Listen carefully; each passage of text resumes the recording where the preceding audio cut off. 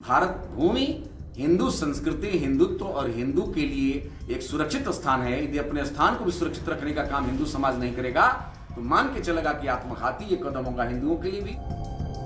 जनसंख्या नीति को लेकर बयानबाजियां तो जोरों शोरों पर हैं, लेकिन बलिया के बैरिया से भाजपा विधायक सुरेंद्र सिंह के बयान ने भारत के बढ़ते जनसंख्या का सीधा सीधा आरोप एक विशेष समुदाय पर जाकर लगा दिया है। पहले सुनिए कि क्या कह रहे हैं विधायक जी। भारत भूमि हिंदू संस्कृति, हिंदुत्व और हिंदू के लिए एक सुरक्षित स्थान है। यदि अपने स्थान को भी सुरक्षित रखने का काम हिंदू समाज नहीं करेगा तो मान के चलेगा कि आत्मघाती ये कदम होगा हिंदुओं के लिए भी। और मैं पुरजोर जनसंख्या नियंत्रण कानून का हम सब समर्थन करते हैं। मैं तो यहां तक कहता हूं इस विषय पर कि भाई जिस अंग में रोग हुआ हो उस अंग का दवा होना चाहिए। तो रोग किस कम्युनिटी में है? अधिकतम बच्चा पैदा करने की संस्कृति किस में है? तो जिस संस्कृति में अधिकतम बच्चा पैदा करने का चिंतन है, रोग विशेष रूप से उस पर लगना चाहिए। कानून की अवधारणा उस पर होनी चाहिए। भाई प्रबुद्ध समाज, हिंदू समाज तो ऐसे ही कम ये करते हैं लोग, लेकिन जो जिस अंग में बीमारी है उस अंग का इलाज होना चाहिए। इसलिए संविधान भी बने तो ऐसा बने कि जो इस बीमारी के शिकार हैं उनका दवा किया जाए। विधायक जी ने जनसंख्या में इजाफे की वजह सीधे सीधे मुसलमानों पर लगा दिया है। साथ ही साथ ये भी कह रहे हैं कि भारत को विभाजन के बाद ही हिंदू राष्ट्र घोषित कर देना चाहिए था। सुनिए।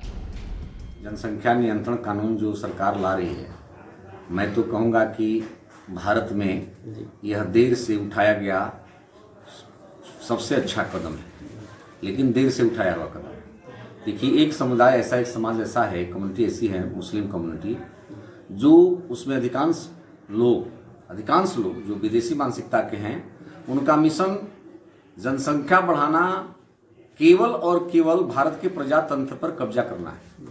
और जिस दिन भारत के प्रजातंत्र पर मुस्लिमों का कब्जा हो जाएगा, ना भारत में संविधान रहेगा, ना भारत में इंसान रहेगा, ना भारत में कोई कानून रहेगा, फिर शुद्ध रूप से भारत में इस्लाम रहेगा। इसलिए इसको तो बहुत पहले ही होना चाहिए। भारत तो नेहरू के कायर चिंतन के कारण, डरपोक चिंतन के कारण और एकदम माने बिल्कुल अदूरदर्शी चिंतन के कारण नेहरू जी के इस देश में ये समस्या फैली है। नहीं तो ये देश में समस्या फैली ही नहीं होती।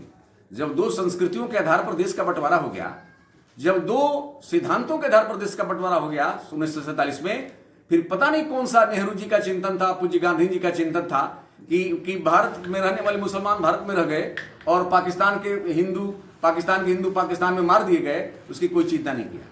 तो उसी समय जो है भारत की संस्कृतियों के आधार पर जब भारत का बंटवारा हुआ तो भारत उसी समय से हिंदू राष्ट्र हो जाना चाहिए था, लेकिन नहीं हुआ। ये दुर्भाग्य की बात है। और जो भी भगवान न करे कि देश में ऐसी कोई समस्या आवे, नहीं तो जिस दिन भारत के प्रजातंत्र पर इन लोगों का कब्जा होगा, फिर भारत नहीं रहेगा, फिर भारत पाकिस्तान की तरफ से हो जाएगा, फिर इसको कोई रोकने वाला नहीं होगा। मैं तो कभी कभी कहता हूं मनोज जी कि आए भारत के हिंदू भाइयों, जरा मन में विचार करो, यदि ईसाई को किसी कारणवश भारत की धरती को छोड़ के जाना पड़ा तो तमाम विश्व में ऐसे देश हैं जो ईसा मसीह के नाम कश्मीर की तरफ से भगना पड़ा, बंगाल की तरफ से भगना पड़ा, यदि देश से भगना पड़ा तो हिंद महासागर में डूबने के अलावा कोई विकल्प बचने वाला नहीं है। हिंदुओं के पास केवल एक विकल्प होगा कि जाकर के हिंद महासागर में डूब जाओ और अपने जीवन लीला को समाप्त कर दो। ये कोई पहली बार नहीं जब भाजपा विधायक सुरेंद्र सिंह अपने बयानों को लेकर लोगों के नजरों में आए हैं। इससे पहले भी विधायक जी अपने बयानबाजी को लेकर बहुत फेमस हो चुके हैं।